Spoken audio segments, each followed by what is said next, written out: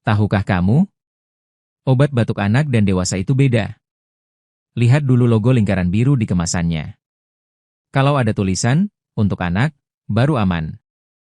Jangan asal kasih obat batuk dewasa ke anak. Kandungan seperti dextrometorphan bisa bikin ngantuk parah atau sesak napas kalau dosisnya salah. Untuk batuk ringan, madu untuk usia di atas 1 tahun, atau air hangat bisa jadi solusi. Tapi kalau batuknya tak kunjung reda atau disertai demam, segera ke dokter ya. Obat itu penolong, tapi kalau keliru, malah jadi musuh.